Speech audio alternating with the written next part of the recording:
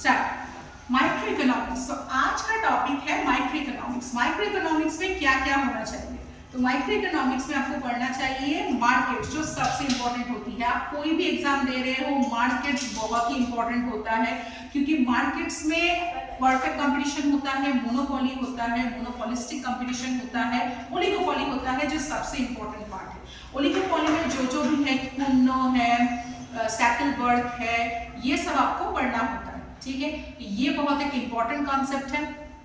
और एक इंपॉर्टेंट चीज है, वो है कंजम्पशन, थ्योरी ऑफ कंजम्पशन। चाहे आप कोई भी एग्जाम दे रहे हो, चाहे आप आईएएस दे रहे हो, चाहे आप आरबीआई के लिए प्रिपरेशन कर रहे हो, चाहे आप यूजीसी नेट दे रहे हो, सेट एग्जामिनेशन दे रहे हो, ये बहुत इंपॉर्टेंट कॉन्सेप्ट होता है जानना। Theory of consumer, theory of producers, demand supply, वो तो बेसिक होता है, लेकिन अगर एक शिफ्ट हो रहा है उसके कारण, जैसे बहुत छोटा simple example, change in quantity demanded, change in demand quantity. तो इसमें एक क्या अंतर होता है? एक का होता है कि प्राइस को लिया जाता है, और एक में ऐसा होता है कि प्राइस को हम लोग नहीं कंसिडर करते हैं।